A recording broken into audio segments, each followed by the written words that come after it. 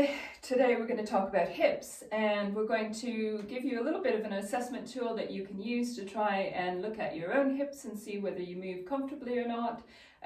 All of these things obviously give us clues about the entire body, but today we're just going to really use our minds to focus in on what the hips can do.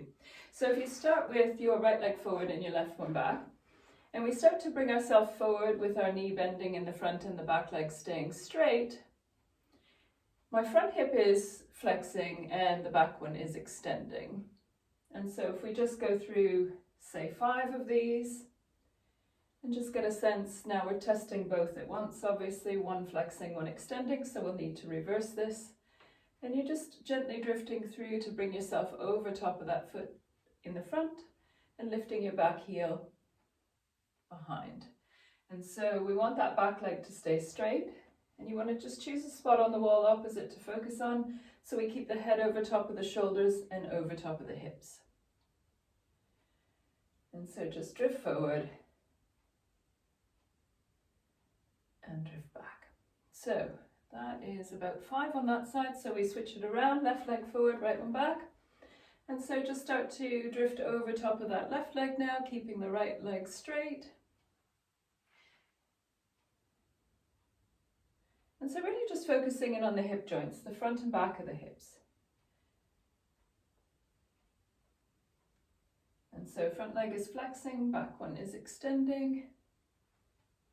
So those are just one pair of movements that are capable in the hip with a ball and socket joint.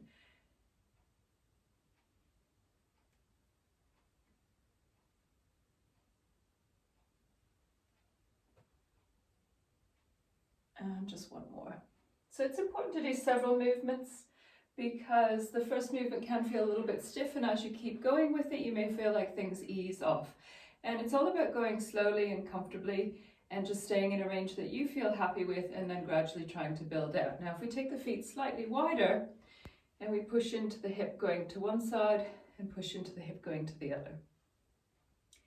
And so essentially what we want is, from our center point, we want to see if the hips can travel right, back to center, and left, back to center, and just seeing if that movement on either side of center feels the same. And so what do you notice in the hips? So as we push into one side, that hip opens, the other one closes.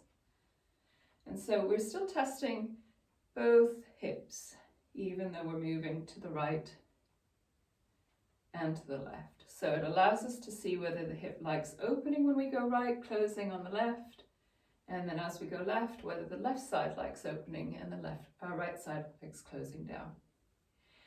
So, second movement, side to side movement. Third one, last one, rotation. Bring the feet in and start to turn your hips so that you rotate over top of this leg. And if you've been watching the videos, you've seen this, but in another context. So just turn and rotate.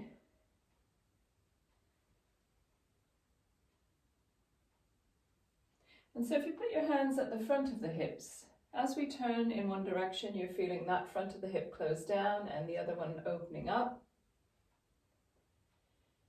And so then we're looking at a front and back situation here. So if the front of the hip is closing on the right, then the back of the hip is opening up, so in the glutes. And if we go left, the left front of the hip's closing down, the back is opening up in that rotation. Just seeing how comfortable we feel with that movement, because quite often the rotators in the hip can be unbalanced. So again, just working with the idea of doing about 5 side-to-side movements. And so really just tuning into those hips and seeing what they like, what they don't like.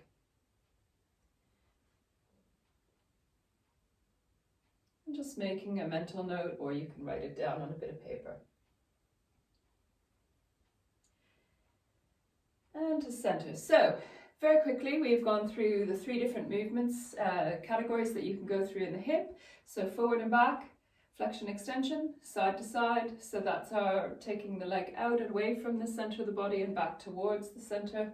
And then our rotations. And so most of the time in a ball and socket joint, when we've got pain there, we tend to really self-limit and we start to lose some range of motion because we're not using all of those different areas that we just went through.